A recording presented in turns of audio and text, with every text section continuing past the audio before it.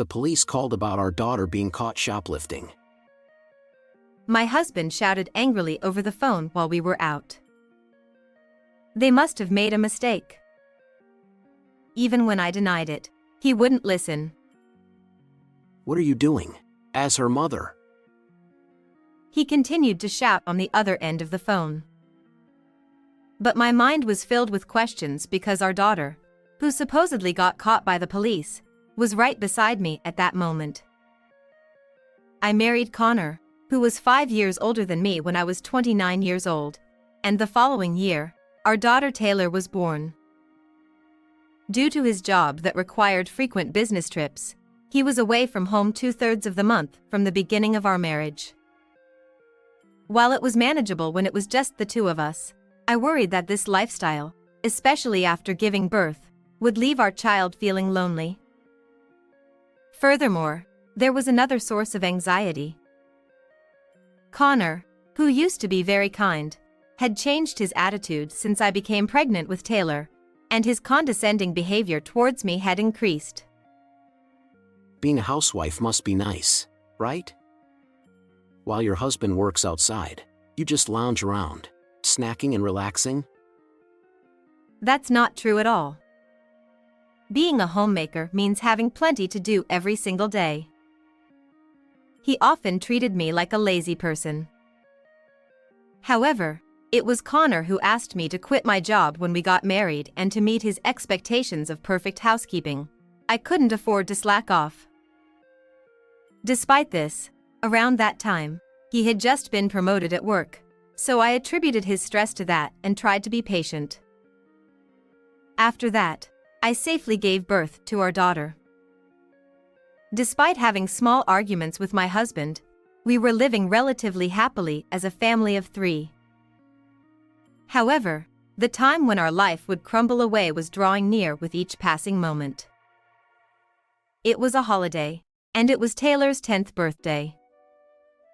Nevertheless, Connor said he had a day trip for work and left home early in the morning. I had also been out since the morning, but around noon, I suddenly received a call from him on my phone. Taylor got caught by the police. As soon as I answered the phone, I heard his frantic voice. Huh? What do you mean? They contacted me from the police station saying she was caught shoplifting. Wait, that can't be right. You idiot. Don't give me excuses about our child. What's wrong with you, acting like a mother? Even as I tried to deny it, he didn't listen and continued to shout angrily, continuing to shout one-sidedly. Where are you right now? From the background noise, it seemed like he realized I wasn't at home. I'm out for a bit. How could you be away at a time like this? Useless. Fine then, I'll go to the police myself. With that, he hung up the phone. Stunned by the sudden turn of events, my daughter tugged at my sleeve. Was that from Dad? What did he say? Well, he said you were caught by the police. My daughter mirrored my perplexed expression, furrowing her brow and tilting her head. That evening, my husband returned home a bit later than us.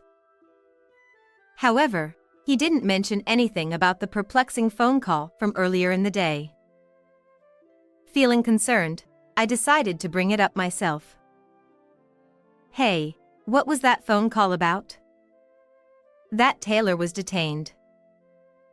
Oh, that. It was a case of mistaken identity. Huh?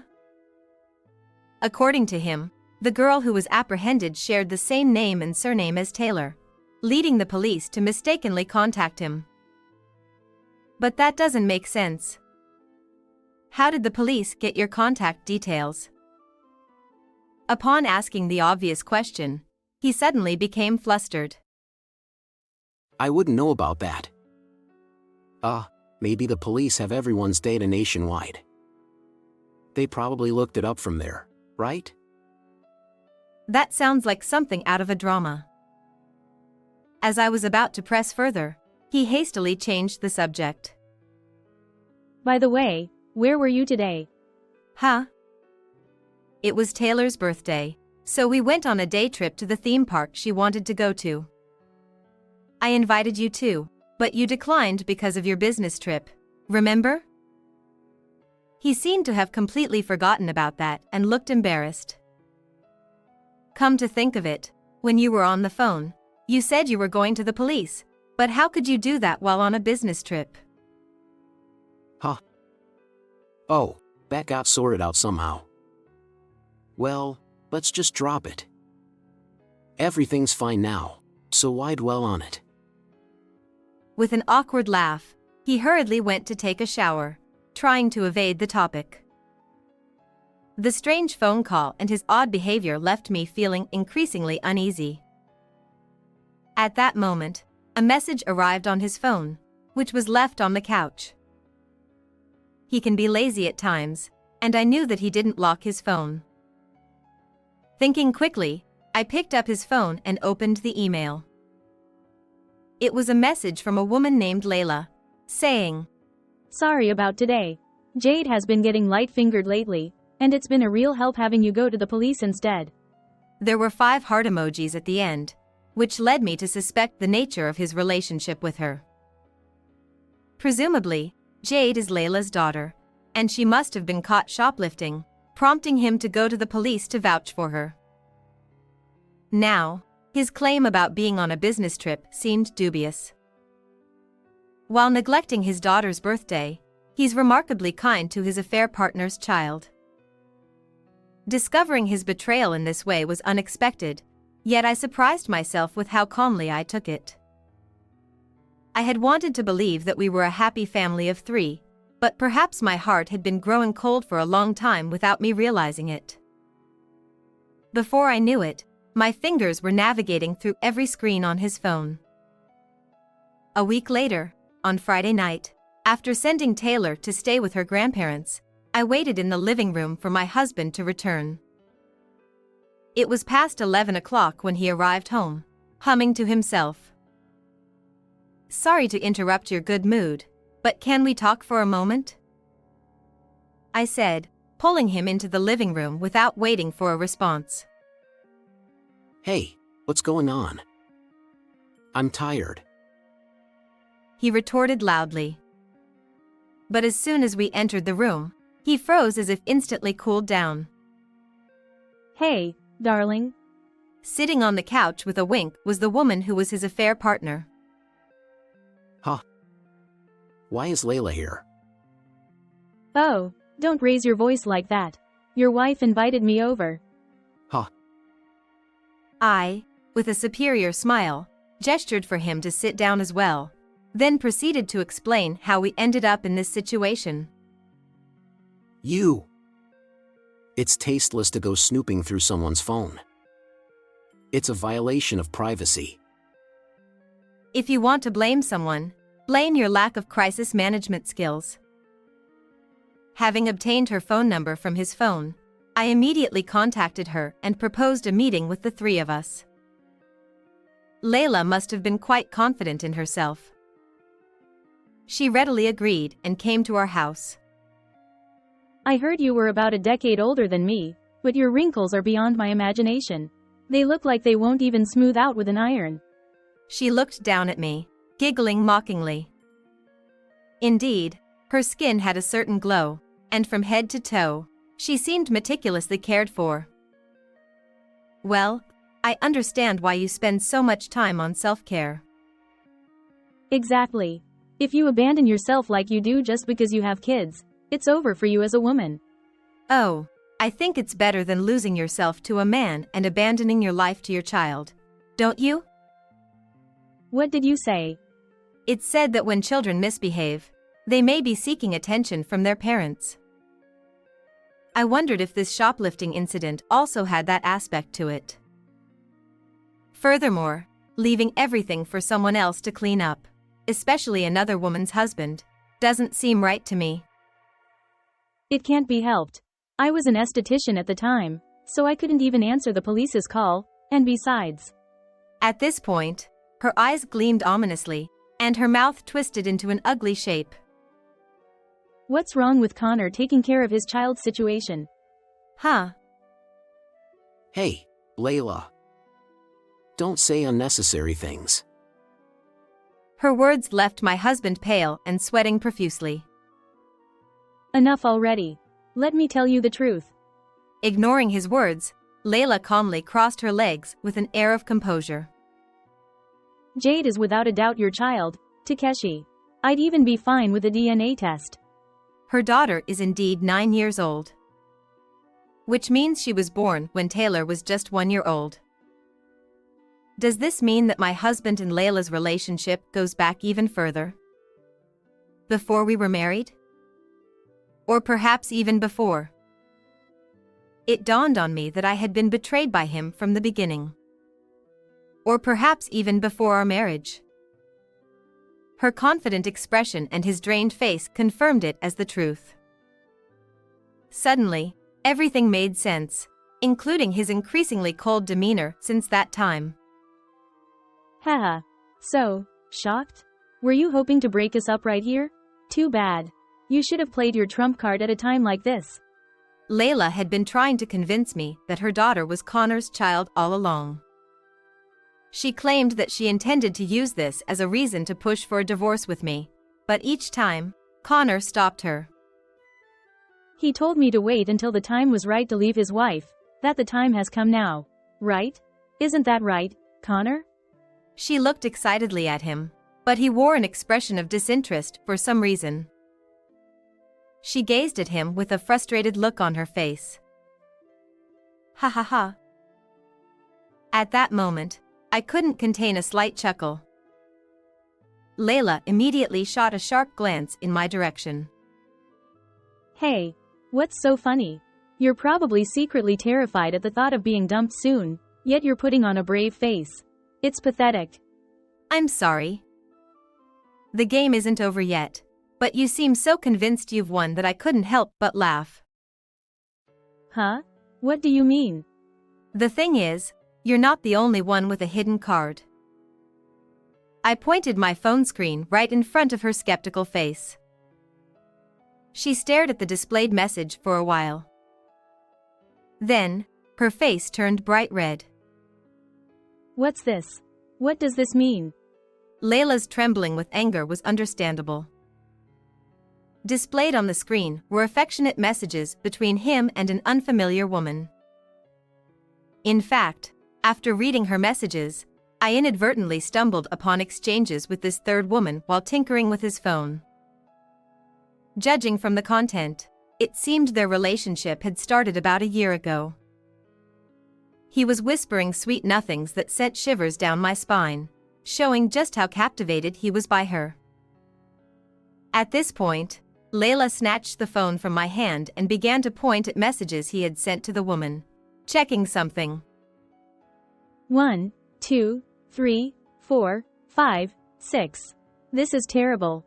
He even put 10 hearts. The latest messages he sends me don't even have emojis. Oh, his messages to me are quite plain too. We're in the same boat, aren't we, dear? I smiled gently, and she let out a high-pitched scream, lunging towards him. Who is this woman? Was he cheating on me? Despite having me? I couldn't believe what I was hearing from this mistress, considering her position. I was dumbfounded and speechless, but I decided to watch their exchange for a while. Shut up. Men have been hunters since ancient times. It's only natural for us to always aim for new prey. What? Do you think that kind of talk works? Talk nonsense while you sleep, you jerk. That's just who you are. You may look pretty, but your language is trashy, and your place is a mess too. That kind of thing will get thrown away someday. What did you say? She, with her disheveled hair and agitated demeanor, was far from looking beautiful, to say the least.